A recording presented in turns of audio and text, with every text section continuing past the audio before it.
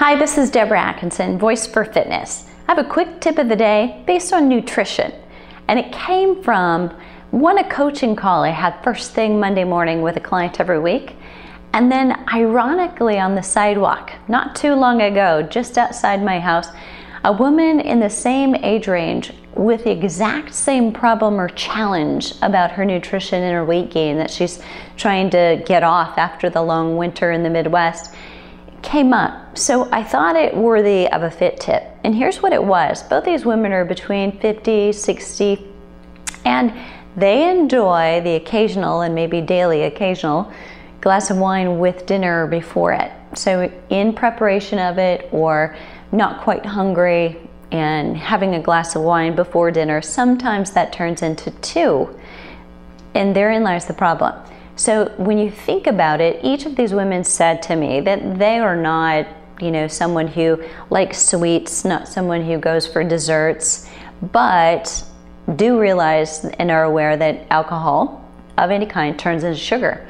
So let's say late afternoon you begin to prepare dinner, or into the evening, you're probably at a point where your blood sugar is maybe steady state all day, but it's starting to dip down. If it's time for a snack or for a meal, it's going to start to slide. So you're kind of at a low according to your baseline. If then you take in sugar, you're going to spike that blood sugar level, and what goes up must come down, which is not good for metabolism or for your mood either, and sometimes can cause headaches. So that's one factor.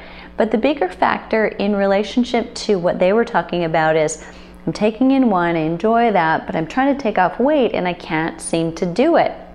What's happening is that wine is sabotaging you a little bit, because you're taking in wine, it essentially is sugar. And when that comes in, it means that your body is going to produce insulin. And as soon as insulin is present in your body, all fat metabolism is going to stop. So whatever extra calories that you take in then are going to go into storage. And you decide, you can let me know or not where that storage space is for you. But that makes it much harder than to take it off afterward. So it's important for you to think about, how can I take the edge off of that spike?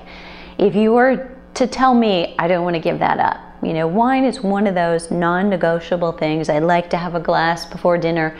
We like to socialize, and we're really enjoying learning about wine, as many people are. So that's great, but one way you can buffer the effect of wine, and the negative effect on it, I should say, is that you could place that conveniently with some cheese that goes well with wine anyway, or offset it with some nuts, olives. The first two I like better, the cheese and the nuts, simply because they've got more protein in it, so they're higher in nutrient density. And the cheese is going to have a little fat as well, so are the nuts. That also will help slow down the surge in blood sugar, and there won't be such a drastic insulin response to that sugar that you're taking in through the wine. So keep that in mind. When you get the wine out, make it a natural to get the other thing out that you're going to pair it with. The cheese, the nuts, the olives, if that's your choice.